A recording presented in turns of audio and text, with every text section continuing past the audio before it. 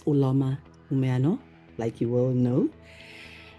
I just want to start again with one of those my proverbs. Again, it's an Igbo proverb taken from the southeastern part of Nigeria, which is where I am originally from.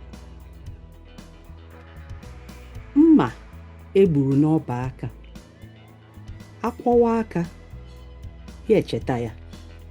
I'll say it again. Mma egburu n'ọba aka, akwawa aka, echeta ya. What this means is, direct translation is, the scar of a knife cut on the palm is remembered every time the hand is washed. When you have cut your hand, your palm, you may go about the day normally, but every time you come under that tap to wash your hand, the pain will remind you that you do have a cut. There are some experiences that leave permanent reminders. Although forgiveness and healing may come, certain consequences remain as lifelong reminders of past mistakes. Today, I want to talk about regrets over painful past actions.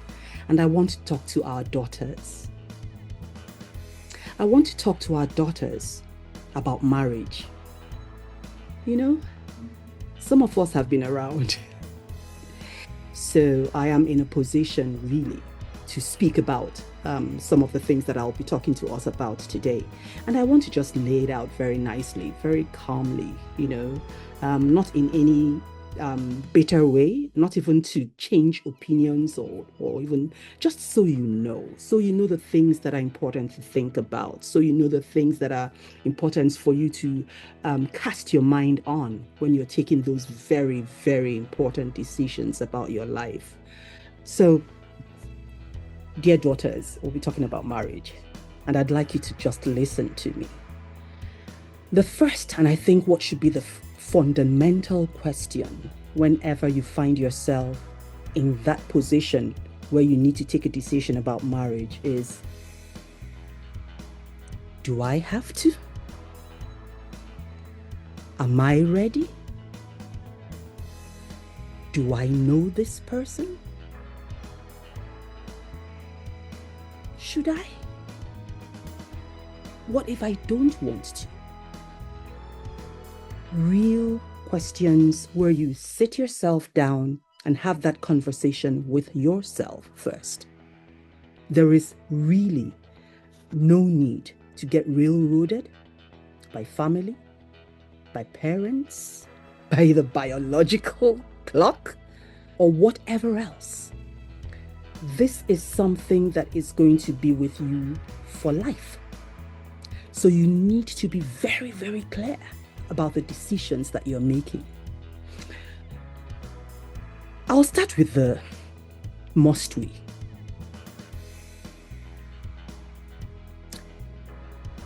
There is something in our society that tells us that we are made for marriage.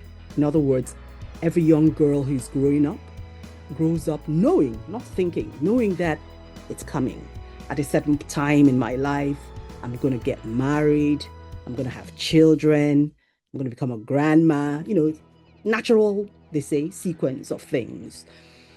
And it also, therefore, makes you imagine that what that also means is that there is some man for you out there who has the same intentions, who has been brought up with the same understanding that he is going to get married, he's going to become a father and a husband to his wife, and he's going to be faithful to her, and he's going to protect her and protect the family, protect the children, provide for them, and all those other things that come with being a man. So these are the suppositions that both parties have when they are coming in. And there's nothing wrong with suppositions, but it is important to be sure that these suppositions are not just hanging in the sky. Do you understand? It's important for you to know that the things that are important to you are being discussed, and the things that are important to him are being discussed. Discussions are so critical. Nobody told me that. Nobody told me that. It was just that whole, oh, it's time for everybody to get married. Hey, Ngozi is married. Hey, Chinyere is married. Hey, this person is married. Bose is getting married. Hey, Hawa, oh my God, Hawa is getting married. It's my turn. And it's not enough, guys. It is not enough. You need to sit with yourself. If you need to take away, do a retreat, whatever it is, call it a pre-marriage retreat, alone. And you sit down and you begin to analyze things based on everything that you have to work with. How were your parents? Were they happy in their marriage? What made them happy in their marriage? What laid a barrier? What was the friction in their marriage? When you think about all the other marriages that you know and the things that you've observed, the ones that you liked, the ones that you don't, the ones that you knew that were a bit too feisty for you, the aunties that you knew that were always sad, you think about all that, you bring it all and put it on the table, and therefore decipher for yourself what is important. There are things that you'll see as a problem, but you can handle it. And there will be things that you see as problems that can be overlooked because of the nature that you have. But there are some things that you will see as things that must not be in your own situation. They're like deal breakers, When you're clear about that, you suggest to Oga to do exactly the same. And then you meet. You meet in a very honest, vulnerable situation. And that vulnerability, I'm going to talk about it next. But that honesty at that beginning point is what makes the difference. You need to be honest to one another. Uloma, I can't have you raise your voice at me. I can't handle it. I have an auntie that was like that, and it used to really just, shake me up. And I really can't handle it. So please, let that just be one of the things that we're putting on the table. And Uloma takes it. Okay, noted. And then Uloma says hers. I really won't understand if you forget my birthday. And for me, remembering my birthday means that we're doing something. Not that you're just remembering it and telling me happy birthday when you wake up in the morning. No. I want my gifts. I want my dinners. I want my flowers. I want it all. And you lay it down. It is expected every year. If you need to go and beg and borrow to make sure Uloma gets those things, then you do. What I'm trying to say is, and I'm using frivolous examples, or maybe they're not that frivolous, but the important thing is that it has to be thought about.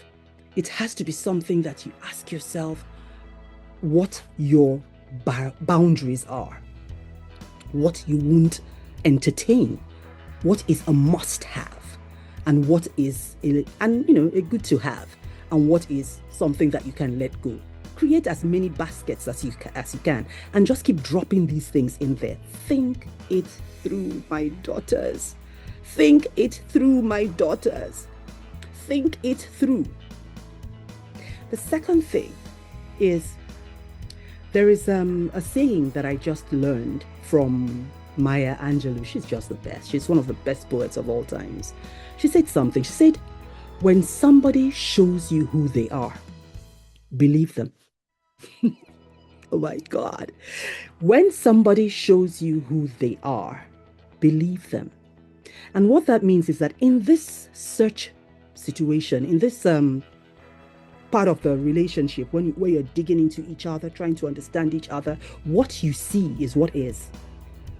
Don't ever think that what you see is, he just wasn't in a good mood today. No. That's him.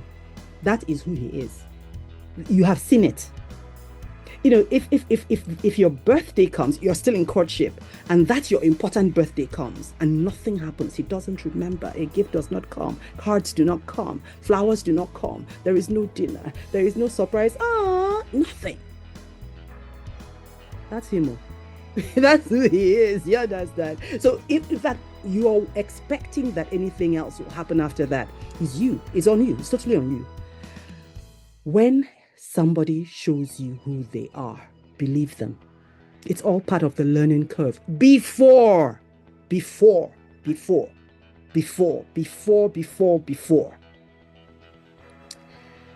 Let there be, that's number 3 now, I think. Let there be a long courtship. Guys, there is no rush. There is no rush, and there shouldn't be any rush. Get to know one another. In your good and in your bad. In your happy and in your sad. In your angry. In your hurt. In your drunken state. In your, greatest misery. In your loss. In your gain. How you relate to one another when you have news. How you get emotional support when there is news, whether from your family or whatever it is. All that comes together to form a knowing, an understanding, a reckoning, and therefore what you have to work with for decisioning. My daughters, are you hearing me? Are you hearing me? Remember what I said about the hand. It is when you wash your hand that you will remember that there is a wound that is there. That shouldn't be the case. That shouldn't be the case. So it's important to do your homework. Jesus himself got to a point in his own homework about himself that he asked his disciples. He said, "Who do people say that I am?" And they began to tell him, "Oh, some people say that you are, a prophet that came back. Some people say that this year. Some say that. Some say something." And he was nodding and learning and understanding and thinking. And then he says, "And you, who do you say that I am?" And then they began to also prefer, all they know, all they thought. And that was when, by the Holy Spirit, Peter said, "You are the Christ, the Son of the living God." I bring this up just so you understand that there is nothing wrong with asking for feedback. Oh, there is nothing wrong with sniffing around to find out what he isn't saying. Yes, most times there are things that he's not showing. He's pretending things. He's pretending what he thinks that you want him to be. Because he too, he has done his homework. Oh, they say she likes flowers. Okay. So I buy the flowers. But the minute his guard is let down, maybe the 3rd year of courtship, the flowers don't come because he forgot to pretend. Note it, because that's who he is. Yeah. So yes, so it's important to get some feedback, to sniff around his workplace, his family, his exes. Who are the people he dated in the past? What kind of people were they? Why did they break up? How did they break up? Was there drama? Was it amicable? You want to find out things like that because all these add up. All these help you to understand the person. I was going to say the animal that you're dealing with, but no, let's be nice. The person that you're dealing with, you want to really get to know it. Do you know that in ancient Igbo tradition, not even that ancient, whenever two families are coming together in marriage, one of the important steps, informal, in the sense that it's not necessarily something that they inform you that they're about to do or they're going to do, is ajuju. Agaje jo ajuju, which means they're going to go ask questions about this your family. Who are they? Who knows them? What are they about? What is in their past? What is in their present? Who are the people that form the family head? What are they known for in the society?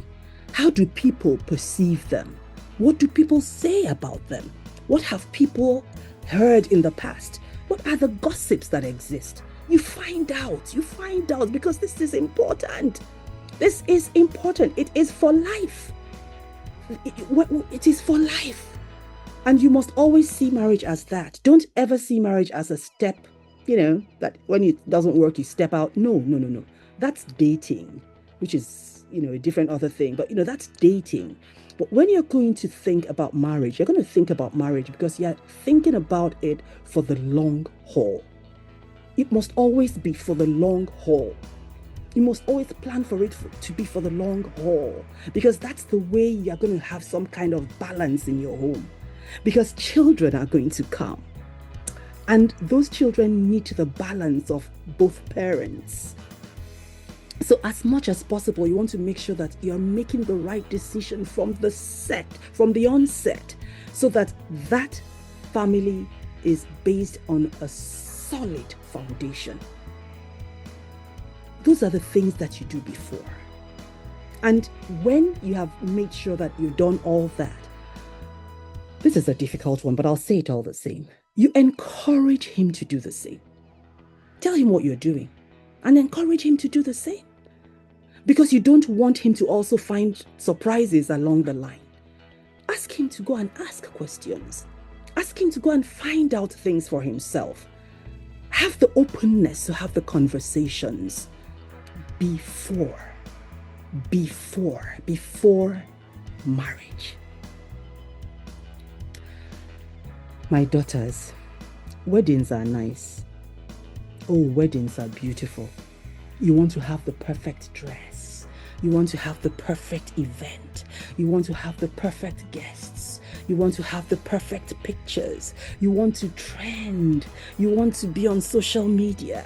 You want to have this person design your dress. You want to have that person design your dress. All those things are so nice and so beautiful. But they're for one day. One day.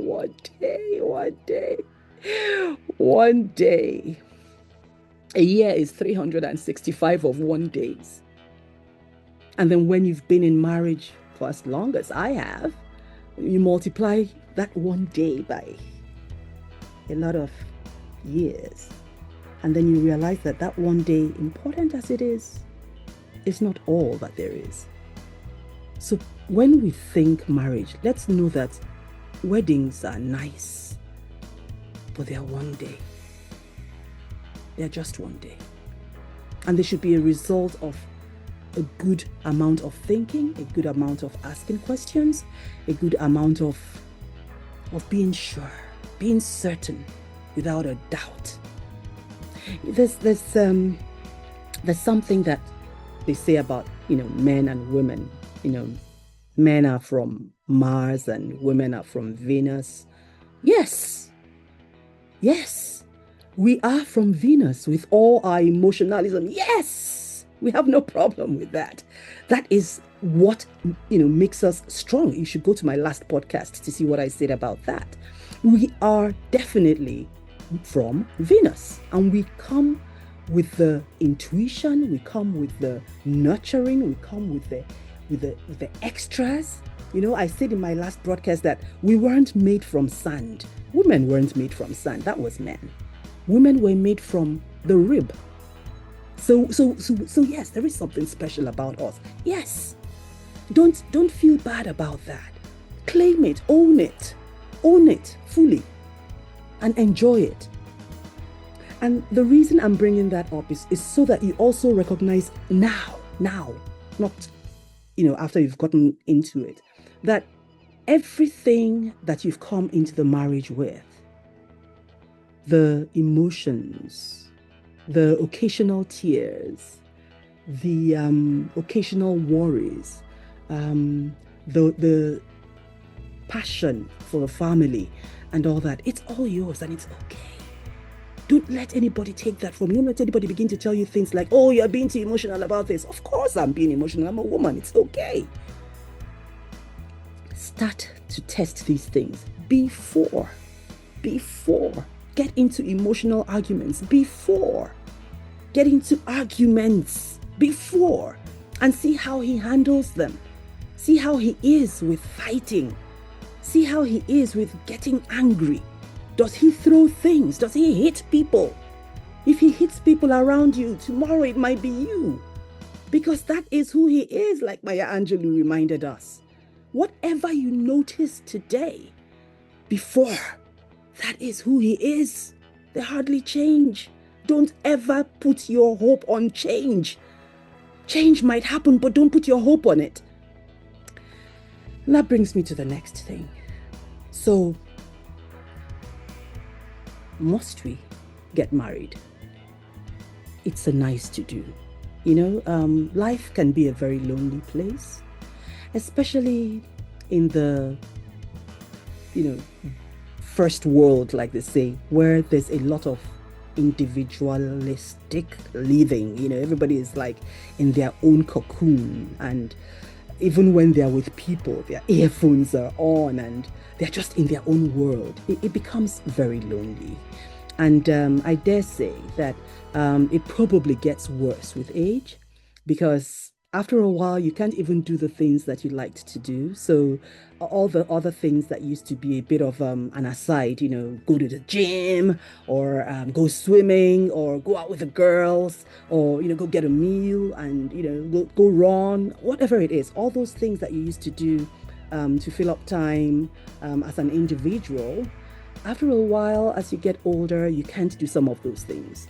And that's when you begin to realize, oh dear, it would be nice to have somebody to talk with.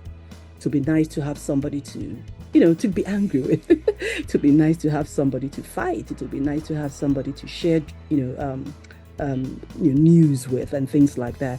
So to that end, it's a nice to do. It's a really nice to do.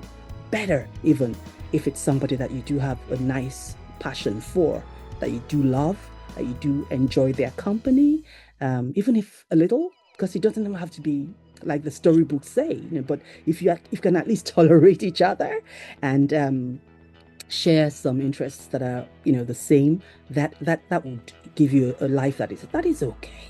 It doesn't have to be perfect, but it's okay, right? So to that extent, yes, it will be nice to. So should you therefore? Yes, try to. It's not a bad thing. It's a good next thing, because we were designed for that. God came to the point where he said, it is not good for man to be alone. All right. And for God himself, who made man, to be able to proclaim that about man whom he made, then there must be something there, don't you think?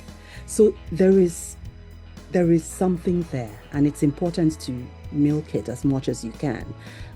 So what am I saying? I'm saying we should live our lives like we are planning to find that other half of us and actually live happily ever after, and it puts us in a certain mindset. So I'm not doing this broadcast so we fight the concept of marriage. No, I'm saying that there is a better way of getting into marriage, and it's really, cutting out all the fluff, cutting out all the frivolities, cutting out all the feelings, that you have, all those things that don't really hold any water, and instead, looking for the harder things, the things that last, and making sure that you hold on to them.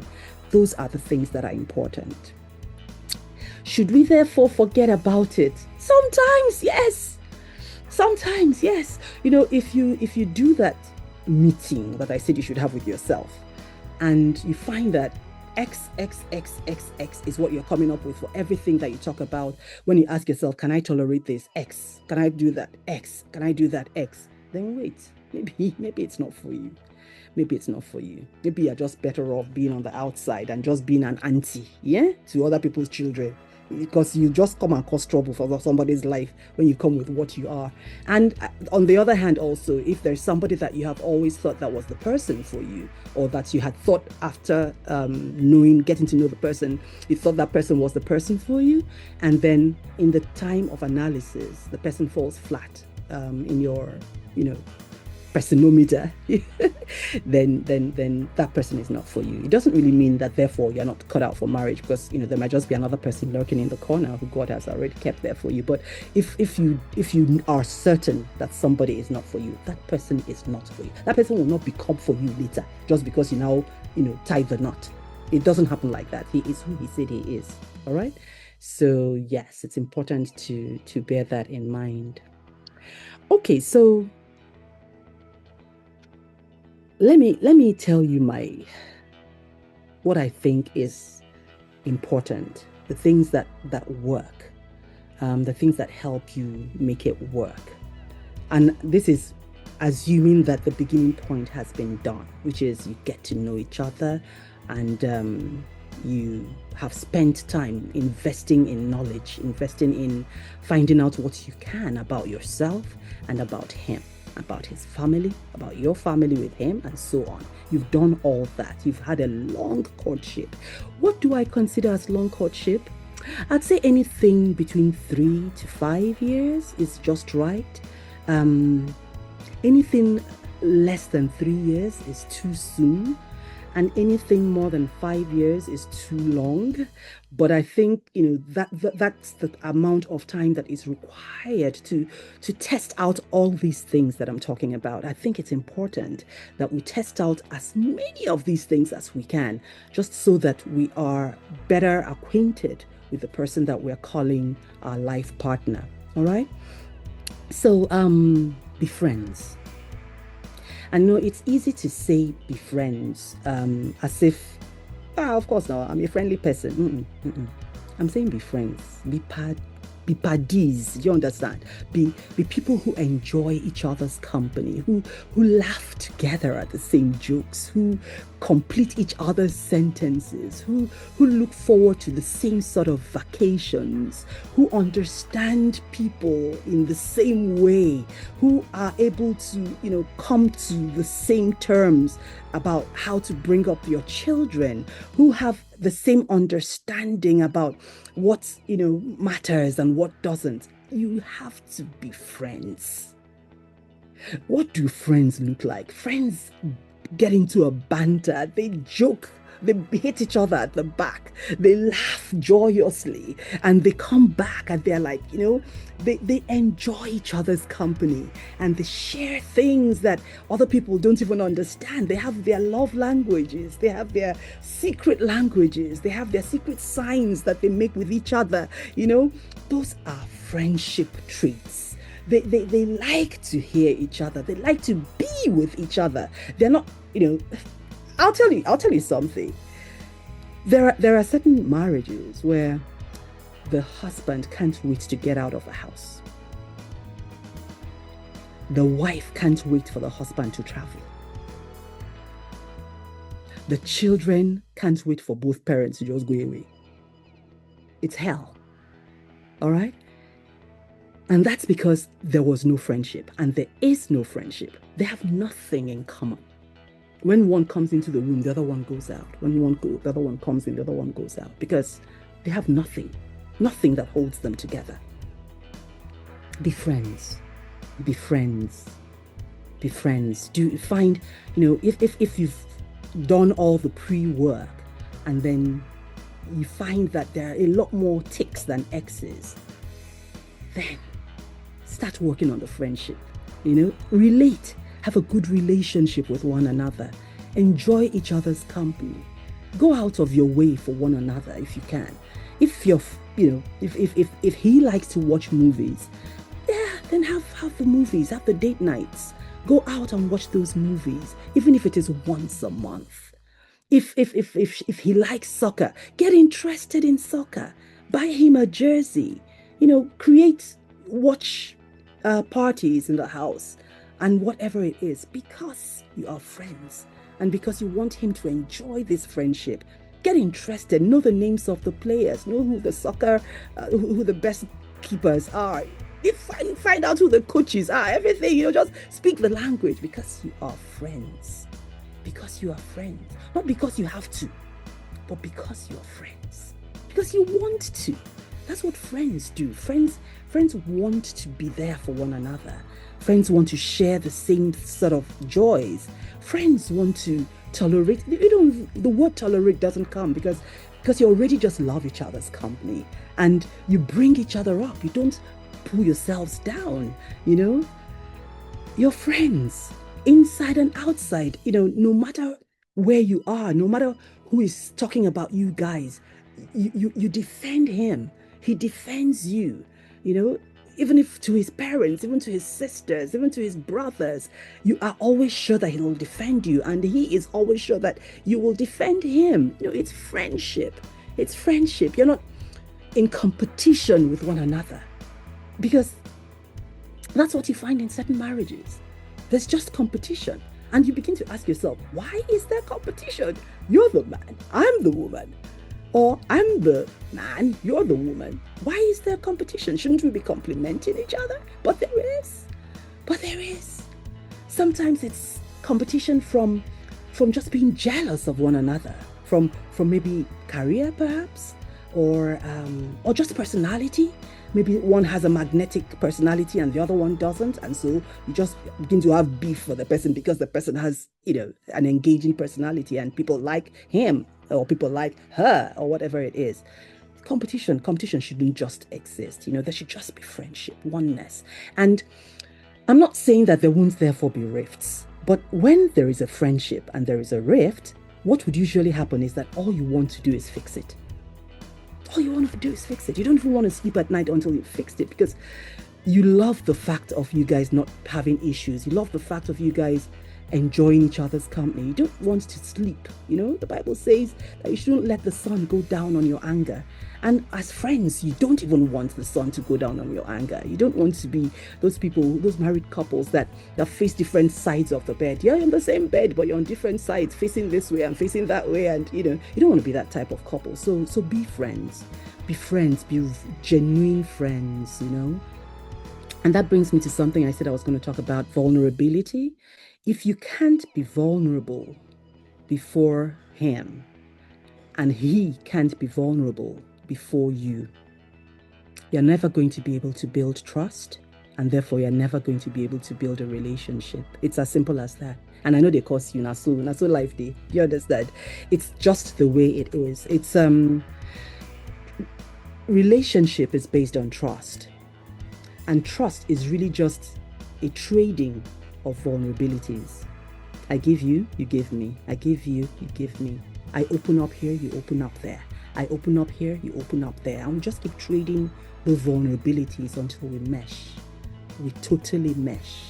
I know you inside out, and I don't judge you. You know me inside out, and you don't judge me.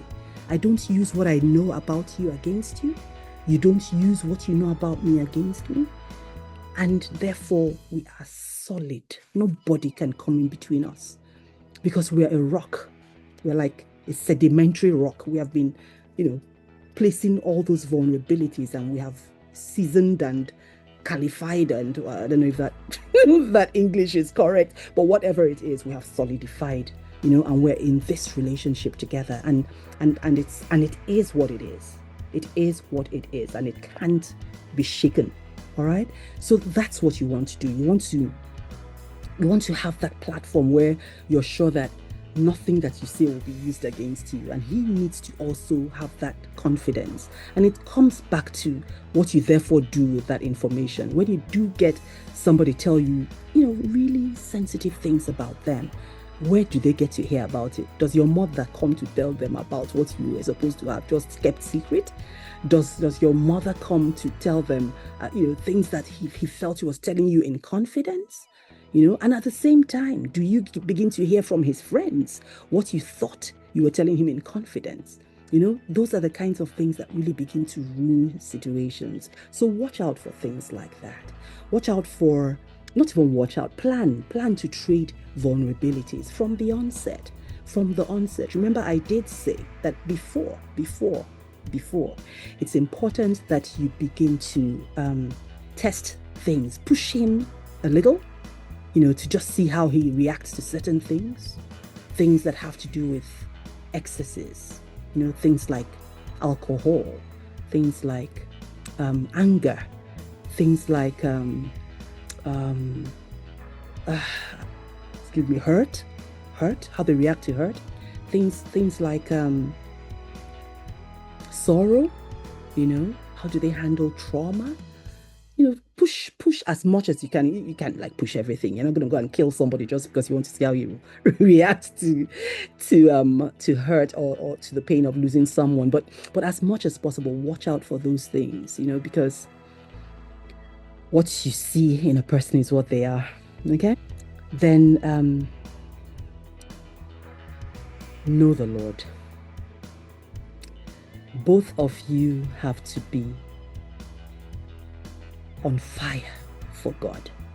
You have to come from the point of view where you have an excellent, burning, fiery relationship with Jesus, and he has exactly the same with Jesus, and you guys just meet at Jesus.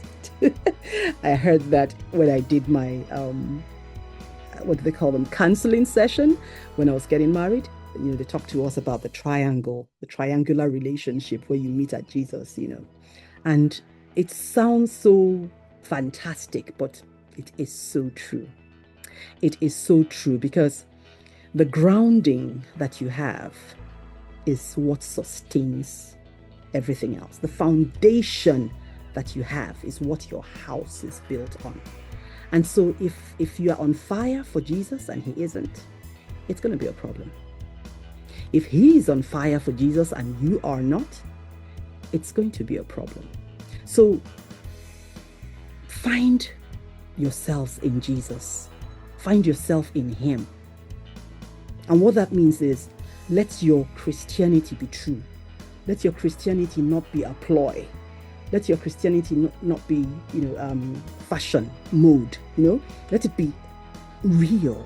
And there's no way that two of you will have a burning relationship with Jesus that you will not always find a meeting point in every situation. And I say every situation. So if you're not Christians, I don't know how to answer that. I said it from the beginning that that's all I know. I just know the Bible. I just know Jesus. So I take my bearing from there, and I know that it's the way to be and it's the way to go. So do have a fantastic Christian life, both of you, and you'll find that will sustain you through the very difficult times that will come, and they will come. Those times will come. They're not necessarily always internal to two of you. Sometimes they're just external things that happen that shake you, that shake both of you, that shake your marriage. And the only thing that you'll have to stand on or to hold on to at that time is your faith in God. Is your faith in God. It's your faith in God. It will help you to decide things. It will help you to take a position on things. It will help you to wade through the waters of this life together. It's that oneness. It's that oneness. Oh, there are marriages where it doesn't exist, and somehow they are, rummaging through life. But there's a better way. There's a better way, and that better way is actually found in Christ. So try to do that.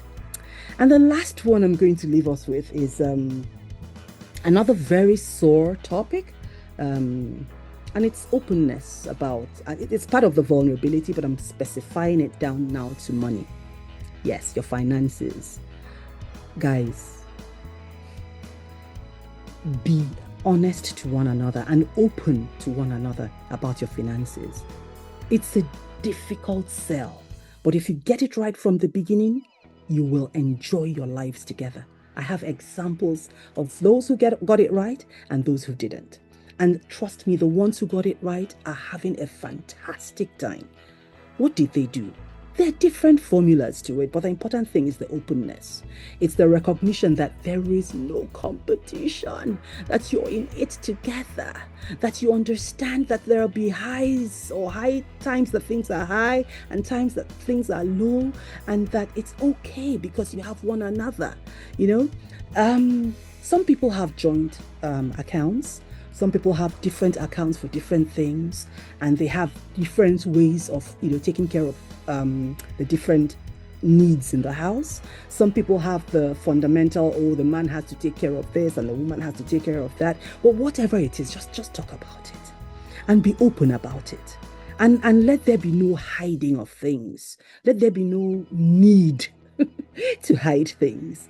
I added that because sometimes it's that break in vulnerability or break in trust that causes people to change. So you've traded, you've given your information and he is not giving his, or you've given all your information and he gives you a part of it or a part of his. And then you begin to ask yourself, am I the idiot in this relationship? Do you understand?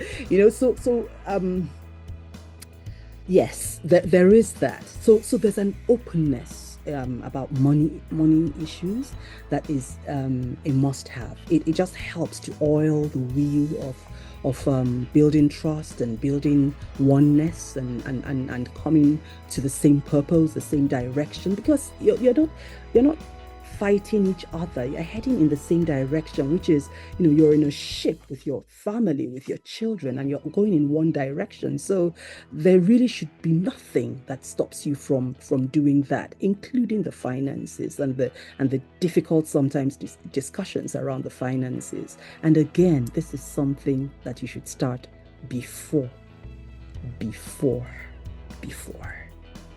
Find similar interests. Find similar interests, things that you love to do together. Some people talk about date nights. I love the concept of date nights. But if you guys are not that type of people and you prefer to stay in, there's nothing wrong with that. Just come up with your own thing, the thing that works for two of you. And let the two of you be a force, Let it not be him and her. Let it be us. Let it not be you and me. It's us. The us thing is what makes it formidable. Impossible to break, impossible to, and then with Jesus with you. The Bible says that the threefold, something about the three something cord cannot be broken. So with you and Jesus on your side, that cord can never be broken. And so it's important that you think about all the things that I've said today. And like I said, everything that I'm saying is for the before. And it's to my daughters, it's to my daughters. I know I'm the wrong one to be talking to daughters, since biologically I have 3 sons. But I am a woman, and I do know the regrets that I have. I do know the things that I wish I had known earlier. I do know the red flags that I should have taken more seriously. I do know the faults in me that I wish I had addressed or given some kind of, talked about at the beginning. There's so many things that I know because I'm a woman. I know now that would have helped in taking the decision, and that would have helped in ensuring that this life was better lived in the marriage. I do hope I've helped somebody. I was just led to do this because I do know that there are a lot of marriages, young marriages, that don't last more than 2 years these days. I think the average is about 2 years, and it doesn't have to be like that. And more importantly, we don't need people, more and more unhappy people, whether single or married. We don't need that. There's really a lot to gain in marriage, but it's really about marrying right, with the right faculties, with the right heart, with the right purpose, and with God on your side. See you next time.